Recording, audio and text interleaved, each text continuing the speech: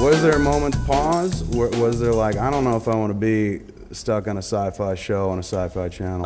I can totally say that that's exactly the way that I experienced this thing. I went into my manager's office. He went, "There's a part for you, and it's kind of really interesting. He's this really interesting guy," and he gave me the script, and I was like, "Are you effing kidding me? Baltar? Me? I'm not. No. Is this for kids?" I didn't get it. I didn't get it actually probably till I was in an audition with Trisha, and then I got it slightly more.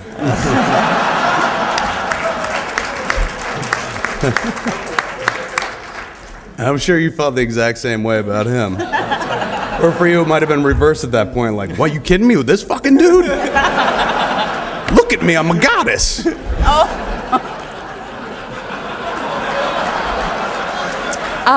Well, I feel slightly different about myself, but no, I was thrilled. I was absolutely thrilled. I took the script home for Christmas because I got it right before Christmas, and my dad was a Battlestar fan, even though we had no TV. You know, we would, you know, whenever we were at somewhere that had a TV and it was on, we would, you know, he would tune right in, and so I was all excited. Look what I have! I have the Battlestar Galactica script. You want to read it? Haha, you can't. That kind of thing. And no, but it was 2 months after that I actually finally got the job, or 2.5 months after that. So I figured it had gone out the window after I auditioned the first time and didn't hear back for 2 months. Now, was there, probably not an intimidation factor, but there was a guy on the other show, the original show, who played your part. Yeah. So do you... I just wanted to be totally so different from that guy. I envisaged when they said Baltar that, you know, in terms of space or whatever, that I'd be some weird creep next to a laptop in a toga going... I was like, I don't want to be this man. I don't want to do that at all. So I was allowed to, in that fashion, you know, not wear a toga, not laugh like that, and not be that particular person. Toga's season 4. I don't know if they perhaps, told you. Perhaps. But for you, there was no kind of original to go from. It wasn't like, well, I'm playing, you know, the 21st Century 6. So you had to create it from the ground up, and you created yours definitely from the ground up. I mean, it's completely miles away from what that other dude was. Well, that's no mustache twisting. That is, well, luckily, but that's a brilliant thing from the writers and from Ron Moore, and in that sense, for giving this character Baltar his nemesis and his foil, which is number 6, alleviates him from the Baltar that was in the original series. Like, I'm fond of saying this, is like, will you sell out the human race? Oh yeah, and what do I get in return? You get a bathrobe. Yeah, okay. Okay, I think that's a pretty good deal. And so, because it doesn't really make sense that you would, you know, we'll give you your own little thing and then you can destroy everybody. And by giving Baltar 6 and having this dynamic, it's made Baltar so much more interesting in that way. So for you, when you're going at it, like, how much direction did they give you in terms of who you, not going at it like that? When you're, I was going to clarify that. when you approach playing the character 6, particularly in the miniseries, so once you get it done the first time, then it becomes presumably easier, and they'll let you know whether you're right or wrong. But do you head at it like, should I do it in a robotic voice or what? And they're like, no, just play it like you. Well, you know, during the audition process, there was discussions at that point. And it was always, I think the first couple of auditions were a little bit more, a little bit colder. And then through the, you know, had a work session with Michael Reimer, the director, and he wanted it very human in a way.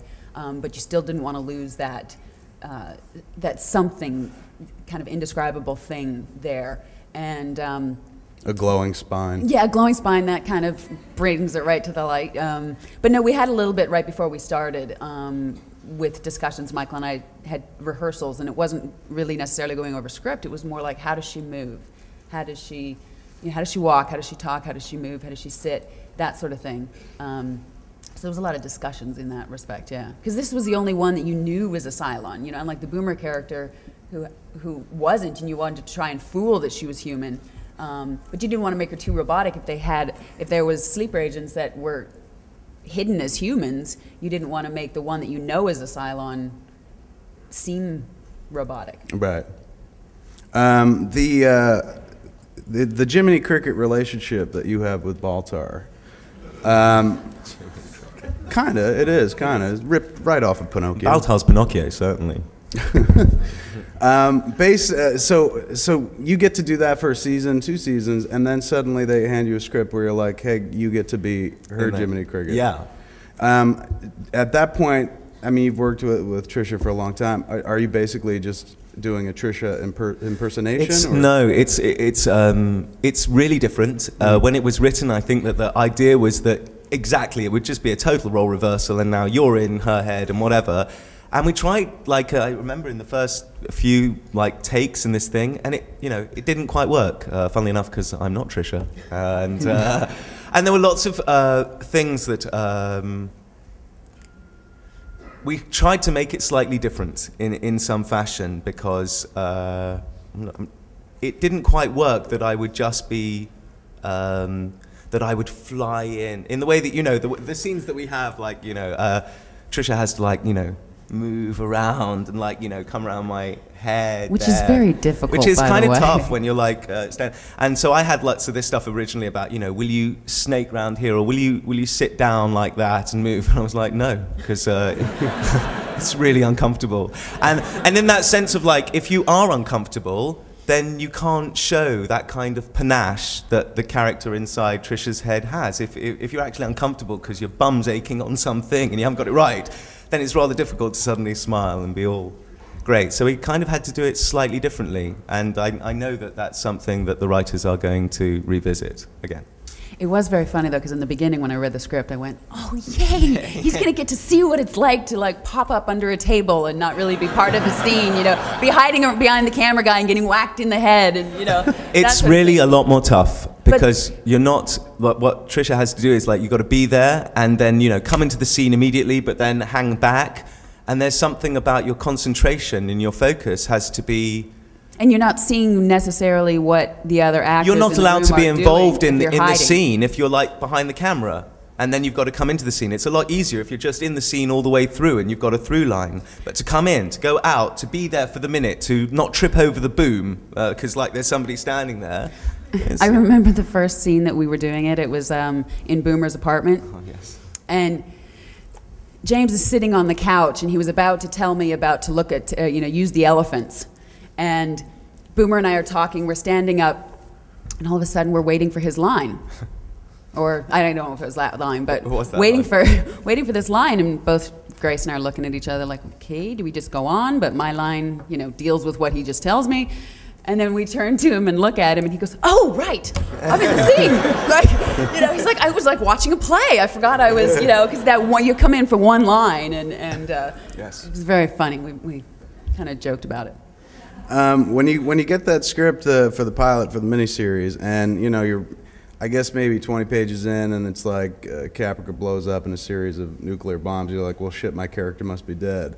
And then they're like, but no, you get to wear a red dress and come back and tease him. Or you're like, fucking hey, that's awesome. Like, because I thought I was out at this point, but suddenly I'm back in a big bad way. They just keep adding you to that show. Like, I'm watching the show figuring, all right, well, she'll always be kind of sitting on his shoulder playing good cop, bad cop. Then they introduce you as another character, and then introduce you as multiples of yourself. I mean, it's a job that just doesn't end, is it? I love the multiple clones because, it's, for an acting challenge, it's much more interesting than just playing something that, because the 6 that's in his head, or, as we say, is in his head, even though we don't really know what it is, it can get sort of, you don't really know anything about the character necessarily because right. She only relates to Baltar. So it can get a little, you worry about it being repetitive. Fired! So to get these other characters, and that's a real fun part, is trying to make them similar enough but different.